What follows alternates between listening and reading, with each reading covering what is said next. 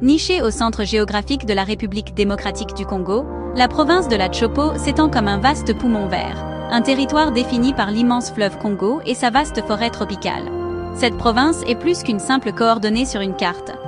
C'est un carrefour vital, un centre névralgique stratégique où les biens, les personnes et les idées convergent. Sa localisation même en fait un lien essentiel entre les régions orientales du pays et la capitale, Kinshasa, loin à l'ouest. Le fleuve, qui traverse majestueusement ces terres, a servi pendant des siècles d'artère principale pour le commerce et le transport, façonnant le destin des communautés vivant le long de ses rives, et consolidant le rôle de la Tshopo, en tant que plaque tournante indispensable au cœur de l'Afrique. L'importance de la Tshopo s'étend bien au-delà de sa fonction logistique. Ces immenses forêts sont une composante essentielle du bassin du Congo, la deuxième plus grande forêt tropicale du monde, jouant un rôle fondamental dans la régulation du climat mondial. Cette richesse naturelle est cependant une arme à double tranchant, attirant à la fois ceux qui cherchent à la préserver et ceux qui souhaitent l'exploiter. La province est une mosaïque de cultures vibrantes et d'écosystèmes diversifiés, une terre d'une beauté à couper le souffle et d'un potentiel immense. C'est ici, dans ce creuset de nature et d'humanité, que l'avenir d'une partie significative du Congo est en train de se forger, au milieu de défis qui mettent à l'épreuve la résilience de ses habitants et la force de ses institutions. Cette province, nommée d'après la rivière Tshopo, un affluent du Grand Congo, porte un héritage riche en histoire et en complexité. Elle a été le théâtre de moments cruciaux du passé de la nation, de l'ère coloniale aux années turbulentes, des conflits post-indépendance. Les échos de ces événements résonnent encore aujourd'hui, influençant les dynamiques sociales et politiques de la région. Comprendre la Tshopo nécessite de reconnaître cette histoire profondément enracinée, car elle fournit le contexte des luttes et des aspirations contemporaines qui définissent la vie de ses habitants. La province est un témoignage vivant de l'interaction complexe entre un environnement naturel, puissant, et l'esprit humain indomptable qui l'habite. En fin de compte, la Tshopo représente un microcosme de la RDC elle-même, une terre de contrastes saisissants et de paradoxes profonds. C'est un lieu où d'immenses ressemblances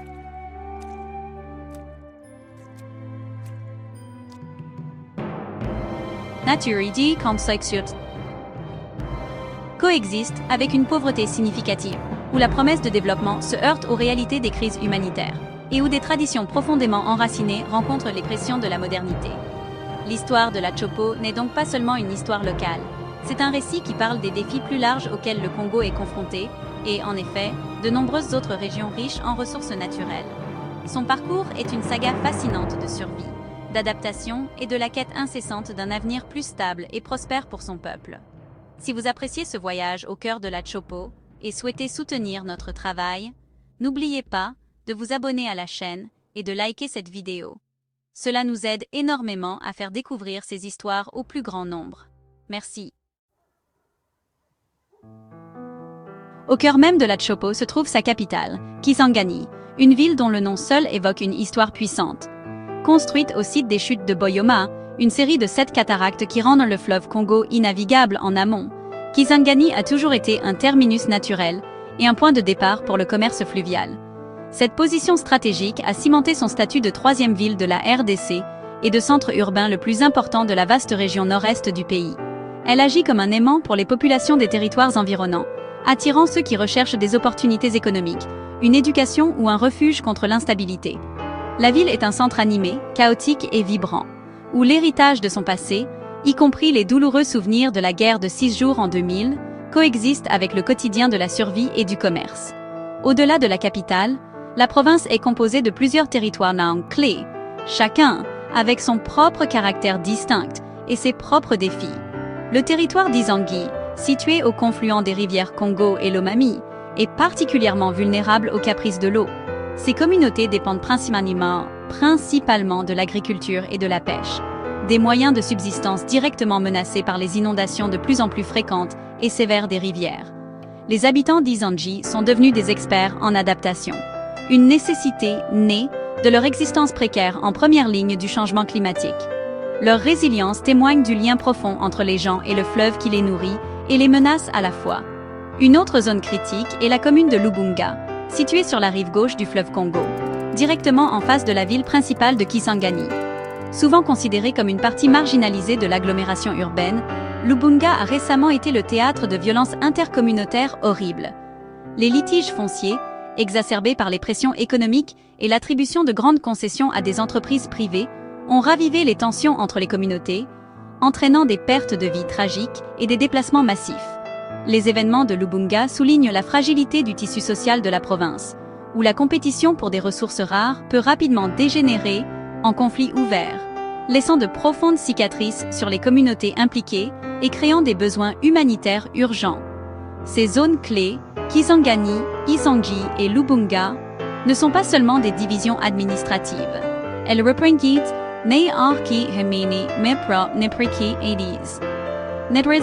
les visages divers de la réalité de la Chopo.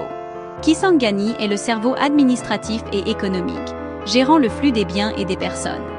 Isangji représente la lutte contre un environnement naturel impitoyable. Une bataille menée avec ingéniosité et persévérance.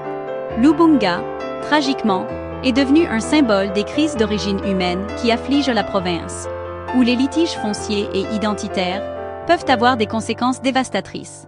Ensemble, elles brossent un tableau complexe d'une province aux prises avec son identité et son avenir. Un lieu où l'ambition urbaine, la résilience rurale et la friction sociale sont en interaction constante et dynamique. Si vous appréciez ce documentaire et souhaitez soutenir notre travail, n'oubliez pas de vous abonner à la chaîne et de liker la vidéo. Cela nous aide énormément à continuer de partager ces histoires importantes. Merci. Les habitants de la Chopo traversent actuellement une convergence dangereuse de crises qui menacent leur vie et leurs moyens de subsistance. Depuis le début de 2023, la province a été secouée par de violents conflits intercommunautaires, principalement centrés sur des litiges fonciers. Ces affrontements ont eu un coût humain dévastateur, avec des centaines de morts et des dizaines de milliers de personnes forcées de fuir leur foyer, devenant des personnes déplacées internes au sein de leur propre province. La violence, particulièrement aiguë dans des zones comme Lubunga, n'est pas aléatoire. Elle est alimentée par des tensions de longue date concernant la propriété foncière et l'accès aux ressources, dangereusement exacerbées par les difficultés économiques et l'attribution perçue comme injuste de concessions agricoles, laissant les communautés se sentir dépossédées et désespérées. À cette crise d'origine humaine s'ajoute la pression incessante du monde naturel. La Chopo est en première ligne du changement climatique, subissant ses effets de la manière la plus directe et la plus destructrice. Fin 2023 et début 2024, la province a été frappée par des inondations catastrophiques, alors que le fleuve Congo atteignait des niveaux historiques. Ces inondations ont submergé des villages entiers, détruit des milliers de maisons et emporté de vastes étendues de terres agricoles. Pour une population fortement dépendante de l'agriculture de subsistance, la perte de 2 récoltes consécutives a été un coup dévastateur, entraînant une forte augmentation des prix des denrées alimentaires et poussant des familles déjà vulnérables dans un état d'insécurité alimentaire aigu. Au milieu de ces urgences humanitaires, la Chopo se trouve également être un champ de bataille crucial pour la conservation. La situation géographique stratégique et les infrastructures de transport de la province en ont fait un centre majeur pour le commerce illicite d'espèces sauvages. Ces forêts sont pillées pour des espèces menacées, notamment le perroquet gris d'Afrique. Ces oiseaux, très recherchés dans le commerce international d'animaux de compagnie, sont capturés illégalement dans la Chopo et les provinces voisines avant d'être acheminés par l'aéroport de Bangoka à Kisangani. Ce trafic illégal non seulement décime les populations d'animaux sauvages, mais alimente également les réseaux criminels transnationaux, érodant davantage l'état de droit dans une région déjà aux prises avec l'instabilité. L'effet cumulatif de ces crises qui se chevauchent est un état de vulnérabilité profonde pour la population. Les familles déplacées par les conflits se retrouvent souvent à chercher refuge dans des zones qui sont ensuite inondées. La dégradation environnementale, causée par l'exploitation forestière et minière illégale, exacerbe le risque de catastrophes naturelles, créant un cercle vicieux de pauvreté et d'instabilité. Répondre à cette urgence multiforme est un défi immense pour les autorités locales et les organisations d'aide internationale, qui voient leurs ressources s'étirer alors qu'elles tentent de répondre aux besoins immédiats en nourriture, abri et sécurité, tout en s'attaquant aux causes profondes des crises. Si vous souhaitez soutenir la sensibilisation à ces enjeux et encourager la production de documentaires comme celui-ci, n'oubliez pas de vous abonner à la chaîne et de liker cette vidéo. Votre soutien fait toute la différence pour continuer à partager ces histoires importantes. Merci. Malgré les défis accablants, l'histoire de la Chopo n'est pas uniquement celle du désespoir. C'est aussi un récit puissant de résilience et de changement proactif. Face à la menace constante d'inondations, les communautés dans des territoires comme Izanji n'attendent pas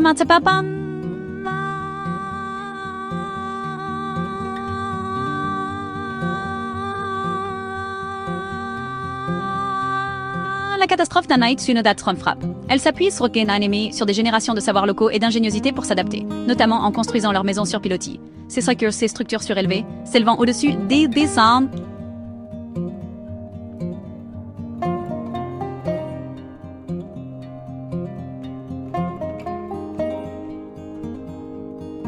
sont un symbole puissant de l'adaptabilité humaine. Cette réponse locale et communautaire démontre une profonde détermination à coexister avec un environnement changeant, mettant en lumière une forme pratique et immédiate de résilience climatique née de la nécessité. Cet esprit local est renforcé par les efforts déterminés des autorités provinciales et des groupes de conservation pour protéger le patrimoine naturel unique de la Chopo. Dans une décision historique en avril 2025, le gouvernement provincial a publié un décret interdisant la capture et le commerce du perroquet gris d'Afrique, une espèce menacée. Cette mesure audacieuse vise à démanteler les réseaux de trafiquants qui ont longtemps utilisé la Chopo comme plaque tournante. En tenant les compagnies aériennes et de transport responsables, la province envoie un message clair. L'exploitation de sa faune ne sera plus tolérée. Cette initiative, faisant suite à des mesures similaires dans d'autres provinces, représente une étape cruciale dans la lutte pour préserver la biodiversité du bassin du Congo pour les générations futures. La réponse aux crises humanitaires a également vu une mobilisation de soutien, bien que les besoins restent immenses. Des organisations non gouvernementales internationales et locales comme ACTAI, D et l'UIII Tongshan, Unos Riha Ergiri, Nos Ha Enduratain Aldi, Injury A Engir fournissant une aide essentielle aux personnes touchées par les conflits et les inondations. Leurs efforts comprennent la distribution d'argent pour permettre aux familles d'acheter des biens essentiels, la réhabilitation de points d'eau pour prévenir la propagation des maladies et la fourniture d'un soutien psychosocial aux individus traumatisés. Bien que des lacunes de financement persistent, cette présence humanitaire offre une bouée de sauvetage vitale à des milliers de personnes, offrant une lueur de stabilité et d'espoir au milieu du chaos et de l'incertitude. En regardant vers l'avenir, l'espoir ultime pour la Chopo réside dans l'esprit inébranlable de son peuple et les efforts de collaboration pour construire une voie plus durable. Des initiatives menées par des organisations comme le Centre pour la recherche forestière internationale, ou CIFOR, dans la réserve de biosphère de Yangambi, promeuvent l'agriculture durable et le reboisement, cherchant à créer une harmonie entre les besoins humains et la préservation de l'environnement. En dotant les agriculteurs locaux de meilleures techniques et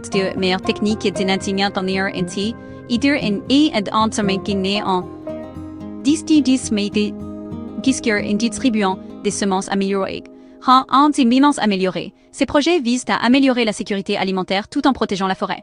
C'est dans ces germes de changement, dans les maisons sur pilotis d'Izanji, les lois anti-trafic et les clans, les fermes des dents durables de Yangambi, qu'un avenir plus prometteur et prospère pour la Chopo est en train d'être cultivé.